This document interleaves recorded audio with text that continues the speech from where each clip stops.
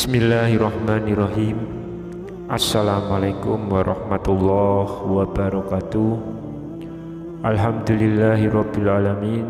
Wassalatu wassalamu ala asrafil anbiya'i wal mursalin nabiyyina wa habibina Muhammadin wa ala alihi wa sahbihi ajmain wa man tabi'ahum bi ihsanin ila yaumiddin. Allahumma sholli ala sayyidina Muhammad wa ala ali sayyidina Muhammad. Harapan dan doa saya semoga saudaraku semuanya selalu diberikan kesehatan, dilapangkan rezekinya, diampuni dosa-dosanya, dipanjangkan umurnya, dan semoga kita tidak mati kecuali mati dengan beriman dalam Islam. Dan sempatkanlah menuliskan sholawat di kolom komentar. Insya Allah bisa menjadi bukti cinta kita kepada Rasulullah Muhammad sallallahu alaihi wasallam. Semoga syafaat beliau bisa kita peroleh di akhirat kelak. Amin ya rabbal alamin. Sahabat beriman yang dirahmati Allah, sakaratul maut adalah proses keluarnya ruh dari jasad manusia, yang mana pada saat itu seseorang akan merasakan betapa berat dan sakit yang luar biasa. Amirul Mukminin Umar bin Khattab menjelaskan bahwa pedihnya sakaratul maut itu bagikan sebuah pohon yang banyak durinya, kemudian dimasukkan ke dalam perut. Setiap duri akan menancap kepadanya satu urat, kemudian ditarik sekaligus oleh seorang laki-laki yang sangat kuat, maka terputuslah semua urat yang menyangkut pada duri tersebut. Begitu pedihnya sakaratul maut ini, sehingga Rasulullah Shallallahu Alaihi Wasallam mengajarkan kepada kita sebagai umatnya untuk mengerjakan sholat sunnah agar dimudahkan saat proses sakaratul maut. Lantas apakah sholat sunnah yang dapat memudahkan sakaratul maut itu? Lalu bagaimanakah cara mengerjakannya? Silakan tonton video ini hingga selesai supaya semua informasi yang kami sampaikan bisa diterima secara lengkap, supaya tidak gagal paham, insya Allah. Sahabat beriman yang dirahmati Allah, setiap orang yang akan meninggal dunia pasti akan merasakan sakaratul maut. Akan tetapi atas izin Allah, ada orang yang akan dimudahkan dan ada juga yang sangat berat. Bagi orang-orang yang beriman dan banyak beramal soleh, ia akan merasakan sakaratul maut dengan sangat mudah.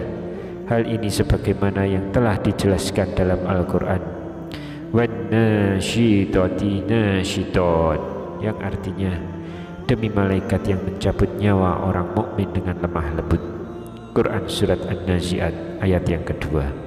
Berbeda halnya jika yang akan meninggal adalah orang yang zalim, maka ia akan merasakan sakaratul maut dengan sangat berat dan dahsyat, sebagaimana telah dijelaskan dalam Al-Quran. Seandainya saja engkau melihat pada waktu orang-orang zalim itu berada dalam kesakitan sakaratul maut, sedang para malaikat memukul dengan tangannya sembari berkata, "Keluarkanlah nyawamu.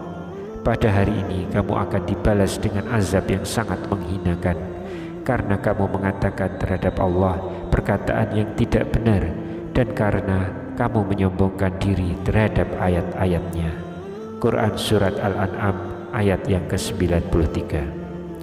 Untuk itu Rasulullah Shallallahu Alaihi Wasallam mengajarkan supaya umatnya mengerjakan salat sunnah khusus ini, supaya dimudahkan dalam menghadapi sakaratul maut. Salat itu adalah salat tahwini sakaratul maut. Salat ini adalah salat yang dilakukan agar seseorang dapat diberikan kemudahan saat ajal menjemput atau sakaratul maut. Disebutkan bahwa ketika seseorang berada di dalam situasi sakaratul maut, maka ia pasti mengalami kesakitan yang luar biasa, ketakutan, kekhawatiran, dan juga godaan dari setan. Agar seseorang diberikan kemudahan oleh Allah dalam menghadapi sakaratul maut, maka ia dianjurkan untuk melaksanakan sholat tahwini sakaratil maut ini. Penjelasan tentang sholat tahwini sakaratil maut ini terdapat di dalam kitab Al-Lum'ah fi Khosaisil Jum'ah karya Imam Jalaluddin As-Suyuti. Beliau menyebutkan sebuah hadis yang dijadikan dasar oleh sang imam terkait hukum dan anjuran sholat tahwini sakaratul maut ini. Hadis ini diriwayatkan oleh Al-Asbihani dari Ibnu Abbas radhiyallahu anhu. Ia berkata bahwa Nabi Shallallahu alaihi wasallam bersabda, barang siapa sholat setelah maghrib 2 rakaat pada malam Jumat dengan membaca surat Al-Fatihah sekali dan surat Idza Zulzilat atau surat Az-Zalzalah sebanyak 15 kali dalam setiap rakaat, maka Allah akan meringankan sakaratul maut kepadanya, melindunginya dari siksa kubur, dan dimudahkan untuk lewat di atas syirat nanti di hari kiamat. Hadis riwayat Asbihani. Melalui hadis ini, sholat tahwini sakaratul maut termasuk sholat sunnah yang dianjurkan dalam Islam. Allah akan memberikan kemudahan bagi seseorang dalam menghadapi sakitnya sakaratul maut. Oleh karena itu sudah selayaknya setiap muslim mempersiapkan kematian dan sakaratul maut, di samping mempersiapkan kehidupan abadi pasca kematian. Sebab tidak ada yang mampu menunda dan memajukan kematian walaupun hanya sesaat. Hal ini sebagaimana yang dituliskan di dalam Al-Quran, walikuli ummatin ajal fa iza jaa ajaluhum la yastakhiruna sa'ata wa la yastaqdimun, yang artinya setiap umat mempunyai ajal atau batas waktu. Jika ajalnya tiba, mereka tidak dapat meminta penundaan sesaat pun dan tidak dapat pula meminta percepatan. Quran Surat Al-A'raf ayat 34. Lantas bagaimana cara mengerjakan sholat tahwini sakaratul maut? Sholat sunnah tahwini sakaratul maut dilakukan sebanyak 2 rakaat dan dilakukan pada malam Jumat setelah sholat maghrib. Untuk bacaan sholat ini sama seperti bacaan sholat pada umumnya, namun yang membedakan adalah pada setiap rakaatnya ditambah dengan bacaan ayat-ayat pendek. Tata caranya adalah sebagai berikut. Yang pertama, melaksanakan sholat 2 rakaat dengan niat usolli sunatal rakaataini mustaqbilal kiblati lillahi ta'ala. Saya sholat sunnah 2 rakaat dengan menghadap kiblat karena Allah Ta'ala. Yang kedua, masing-masing pada rakaat pertama dan kedua membaca surat Al-Fatihah 1 kali dan surat Az-Zalzalah sebanyak 15 kali.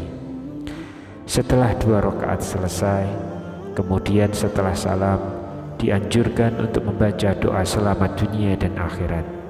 Allahumma inna nas'aluka salamatan fiddin wa afiatan fil jasad wa ziyadatan fil ilmi wa barakatan fil rizki wa taubatan qoblal maut wa rahmatan indal maut wa maghfiratan ba'dal maut. Allahumma hawin alaina fi sakaratil maut wa najjata minan nar wal afwa indal hisab. Rabbana la tuzigh qulubana ba'da idh hadaitana wa hab lana min ladunka rahmatan innaka antal wahhab. Rabbana atina fid dunya hasanah wa fil akhirati hasanah wa qina adzabannar. Yang artinya, ya Allah, kami mohon padamu keselamatan dalam agama, kesehatan tubuh, tambahan pada ilmu, keberkatan pada rezeki, penerimaan tobat sebelum maut, kasih sayang ketika maut, dan pengampunan setelah maut. Ya Allah, permudahkanlah kami dalam menghadapi sakaratul maut dan kelepasan dari neraka, dan kemaafan ketika hisab. Ya Allah, jangan ragukan hati kami setelah Engkau beri petunjuk, dan berilah kepada kami darimu kasih sayang. Sesungguhnya Engkau Maha Pemberi. Ya Tuhan kami, berilah kami kebaikan di dunia dan di akhirat, dan peliharalah kami dari siksa neraka. Sahabat beriman yang dirahmati Allah, demikian salah satu cara yang dapat dilakukan agar dimudahkan saat menghadapi sakaratul maut, yaitu dengan mengerjakan sholat tahwini sakaratul maut. Sehingga dengan mengerjakan sholat sunnah yang satu ini, diharapkan ketika ajal menjemput, kita akan diberikan rahmat oleh Allah Subhanahu wa taala sehingga dimudahkan dalam proses sakaratul maut. Sebagaimana riwayat dari Abu Hurairah radhiyallahu anhu, Nabi Shallallahu alaihi wasallam bercerita, ketika seorang mukmin datang ajalnya, ia akan didatangi para malaikat dari langit. Mereka datang dalam rupa yang terbaik dan akan menempati sebuah tempat tertentu, seraya mengenakan pakaian yang terbaik pula. Wajah mereka putih berseri-seri, seakan-akan mentari yang tengah bersinar. Di tangan mereka terdapat kain kafan dari surga untuk membungkus ruh sang hamba, yang lengkap dengan minyak wanginya, yang akan mengharumkan ruh sang hamba. Tampak terlihat mereka duduk sejauh pandangan mata. Bahkan sebagian orang soleh bisa menceritakan kejadian yang disaksikannya itu, sementara orang-orang di sekitar mereka sama sekali tidak melihat apa-apa. Tak lama berselang, datanglah malaikat maut dan duduk di dekat kepala sang hamba. Ia berkata kepada ruh si hamba, "Wahai jiwa yang tenang, keluarlah kepada Tuhanmu dalam keadaan ridho dan diridhoi." Quran Surat Al-Fajr ayat 27 hingga ayat 28. Roh pun tak bisa menunda perintah itu. Ia perlahan mengalir keluar dari jasad seperti keluarnya air yang bersih dan jernih dari mulut geriba air.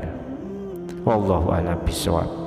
Subhanakallahumma wa bihamdika asyhadu alla ilaha illa anta astaghfiruka wa atubu ilaik.